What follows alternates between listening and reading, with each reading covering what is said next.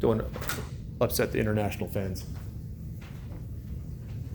All right, number 17 in the figure below shows a dipole, positive particle has a charge of yada yada. Gives the distance apart. This is the electric field at a point located 2 millimeters above the dipole's midpoint. Okay. So the question was just how to do it in general, or? No, what confused me was like, you said that I was looking at it wrong. It was like, All right, so what the,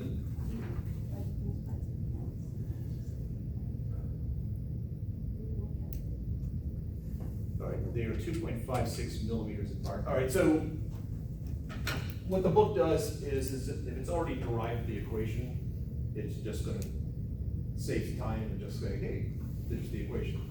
So how they got that equation should be somewhere in the textbook. But given a positive and negative charge here, midpoint, this is, I think, 2.56 millimeters. So that would be 1.28 millimeters. And they were looking for the electric field at a spot there. Because it's a dipole, the positive and negative charge will have, the absolute value of those charges will be the same. And so it's just a matter of finding the electric field for the positive charge, the electric field for the negative charge, and adding them properly. So the positive charge one, the electric field going this way, that should be bigger than the negative charge one, because it's closer. Like that. So the question was, how did they come up with that formula, or? because then, I was looking at things that, like, and then it was like the K times the Q over R squared, and then I saw it was like the times like the distance divided by time, and the back the bottom.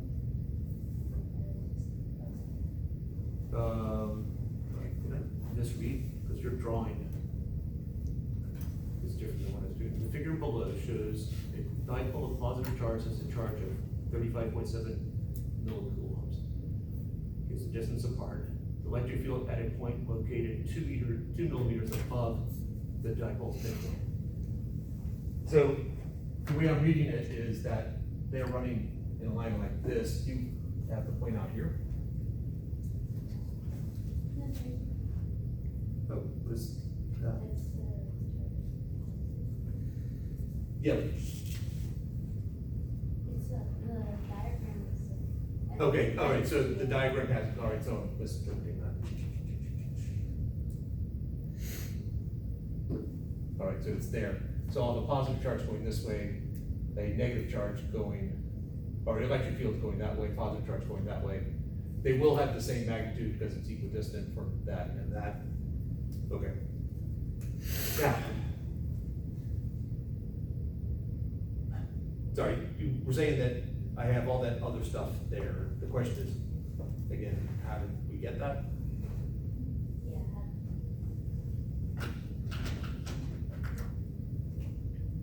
So if that distance there, we'll label as Y, this is D, this was 35.7 millicoulombs. So this would be negative 35.7 millicoulombs. So we basically have a triangle there, 1.28 millimeters and 2 millimeters. That's D over 2. So that distance, Pythagorean theorem, the square root of D over 2 squared plus Y squared. The electric field magnitude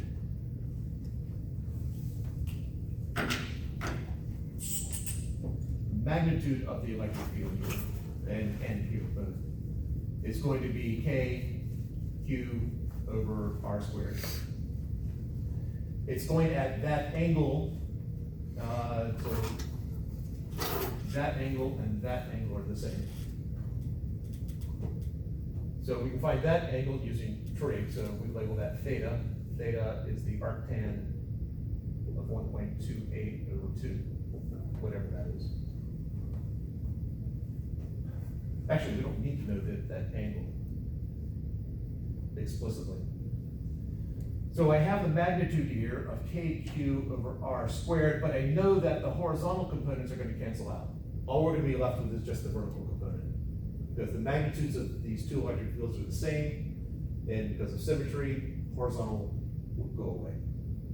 So all I really care about is the vertical components.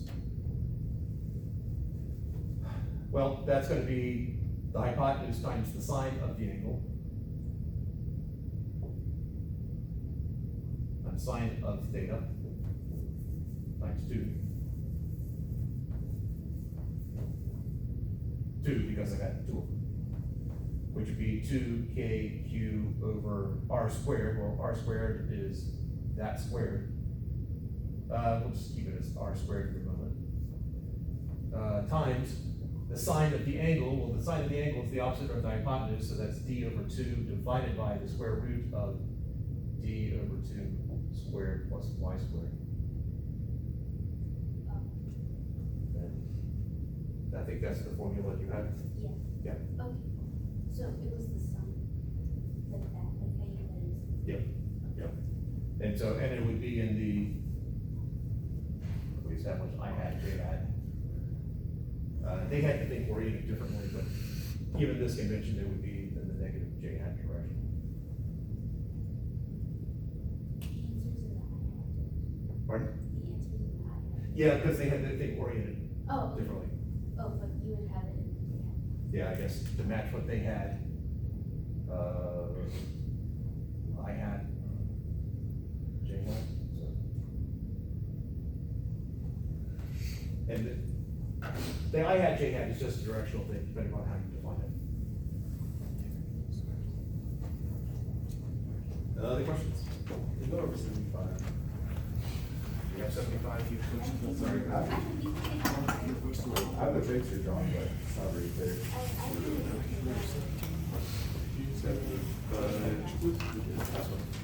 I think conducting rod carrying a total charge of 9 microcoulombs is bent into a semicircle of radius r, yada, yada, yada. Center of curvature at the origin. So we've got conducting rod, total charge, so I'm sorry, pardon? I'm sorry if the drawing's bad. You actually don't have the drawing for this. Yeah. But you have the drawing. Yes. Going the other way. All right. Well, Dr. Fox, if you need the textbook, Pardon? if you need the textbook, That would be very helpful. you know, get it by for nothing. About the whole text. The whole The thing, big one. volume 1 and 2, just in case. Hey, I still have my college physics textbook. Oh, I have it at home, I just don't bring classes. I haul that Yeah, thing he's getting around. exercise though. All right. That's the radius right there. Bring it all the way up, and we're still waiting for all the numbers. All right. They define theta to be the angle from the positive x-axis, because they define that as the y-axis, and that as the x-axis. We had 9 microcoulombs.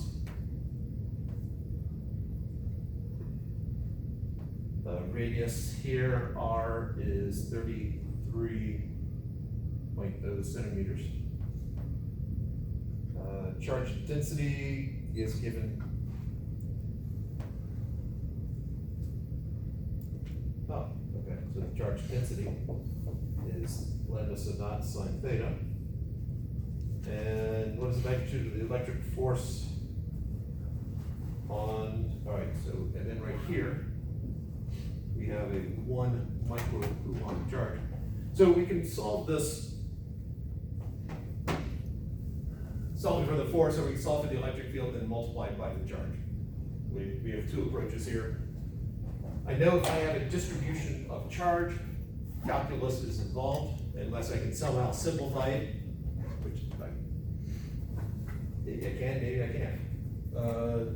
Actually, no, I can't. I'm assuming you wrote it this way because it doesn't matter, but why do you have the R on the other side?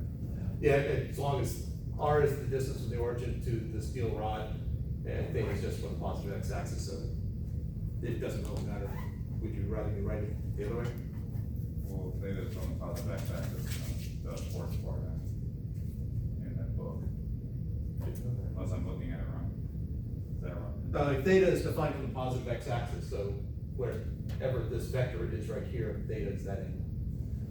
Whether it's fourth quadrant or third quadrant. Okay. That strikes you as wrong? It's in a different angle.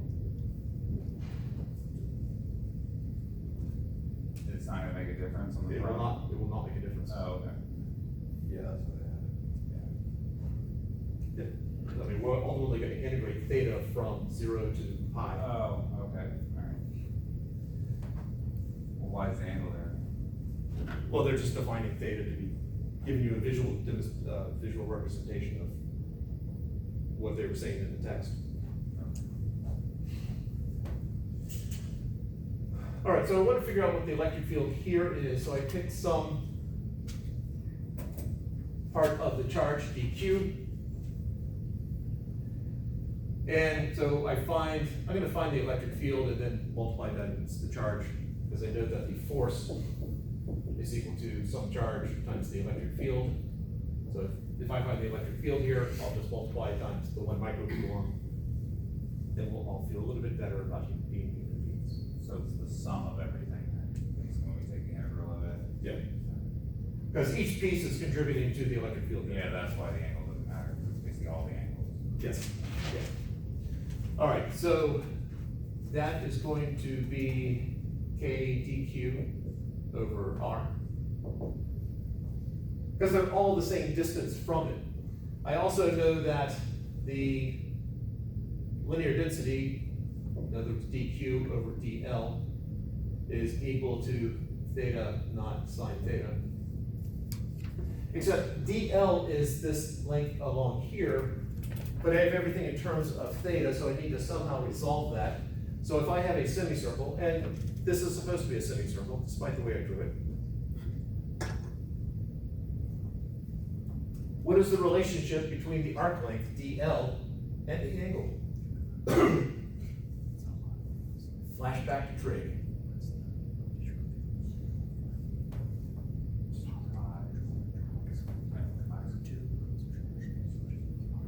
Probably wouldn't show up until we have a specific angle, just looks more general.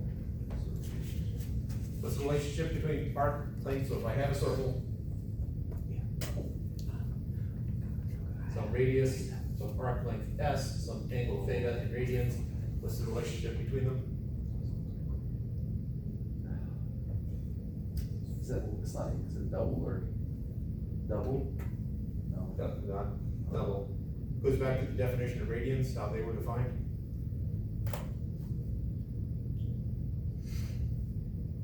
It's the time for the Babylonian talk. Or actually, because of time, I'll cut to the chase, I'll skip to that one.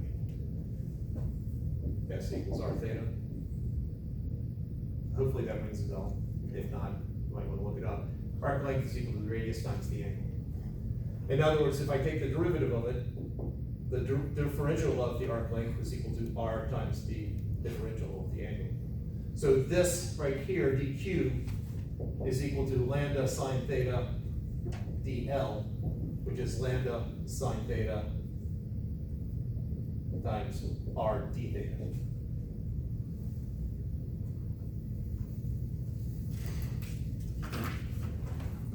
So my equation here becomes K over R times lambda sine theta R d theta. R cancels out. And we are left with K lambda sine theta d theta.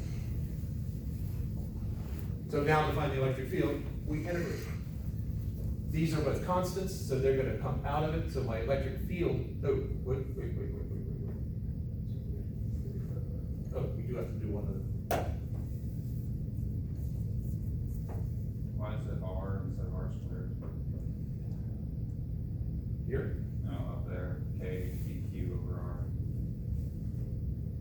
field. Oh, yes, thank you, it is R squared. R squared, so over R. There's one other thing I forgot to put in there. It's a two-dimensional problem.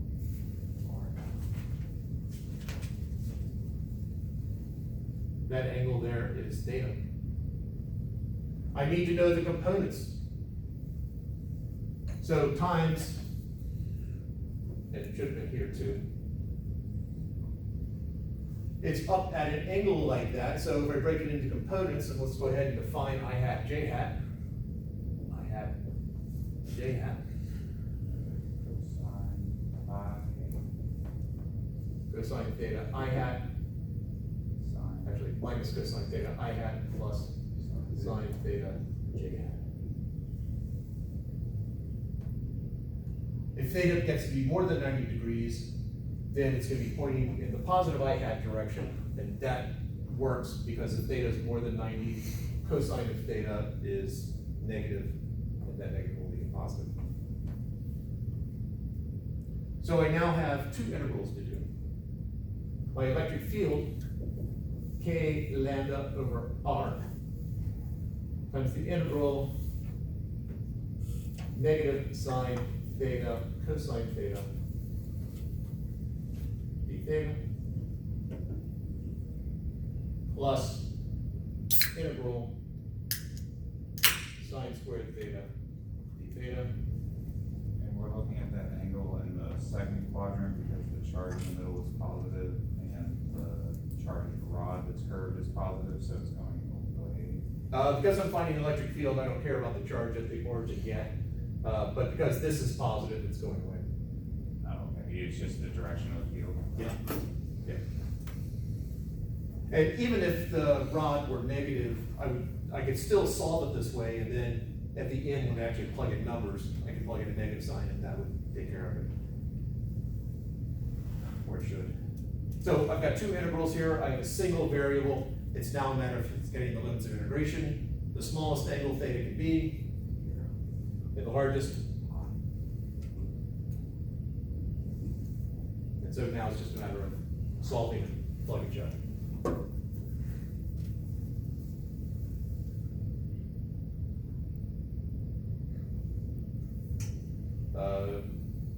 So we could either go through a thinking process or look it up. Or if this potentially satisfies the need, or it's the math part that's the issue, or getting to this. Getting to that. Okay. Is there a desire for me to keep going? Yes. That's yes? Yes. How would we look it up on a test though? You can ask. No. Or it's, the equations that you would need are at the top, unless it's You something. include the integrals? Yeah, the ones that are not readily obvious. If it's just simple U substitution, then Yeah. I might not. This one we could do U substitution on. I could let U equal cosine of theta.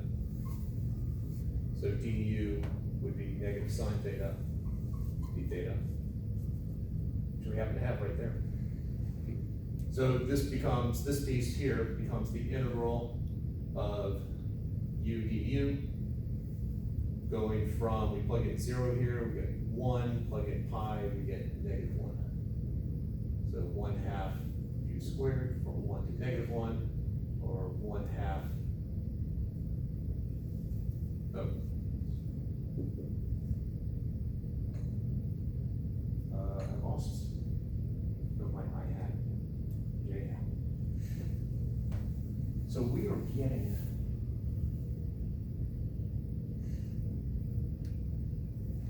that does not make sense, that would be 0. In the I hat direction. Because it's not a uniform charge distribution. Oh, yeah, it does make sense. Because sine theta is 0 here. Sine of theta is 0 here. So there is symmetry in the charge distribution where most of it is here, but in lessons as you get closer. So there is symmetry about the y-axis. So it does make sense that the I hat component is 0. If we thought just a little bit longer early on, we could have saved some of that. So now we're left with the sine squared theta.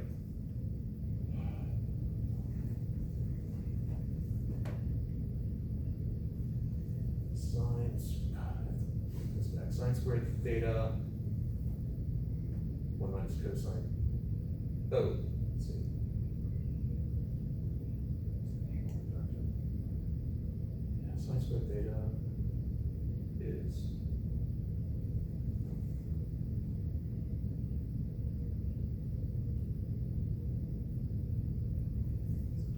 I'm trying to read.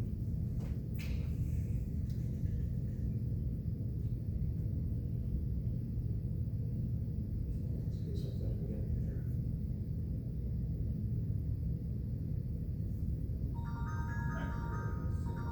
Something to theta, something to theta. Something. And you plug that in as a 5-minute morning to a half hour before the end of class.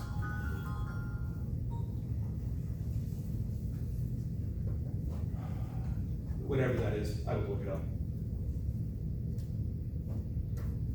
So you think it's something sine 2 theta? Yeah, I think it will go. So like a 1 minus? Yeah, over something. Probably. Let's just pretend that's right. So this becomes 1 minus, or 1/2 minus sine 2 theta over 2 from 0 to pi. Plug in pi, that becomes 0, plug in 0, it becomes 0, so it just ultimately ends up just being, well, that's gonna get 0 there too. Alright, so that doesn't quite work.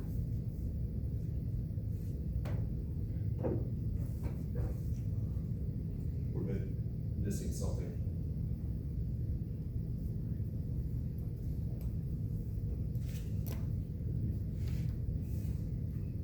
Did you carry the R squared all the way through when you fixed it? Yeah, that's why the R's out here. R is constant.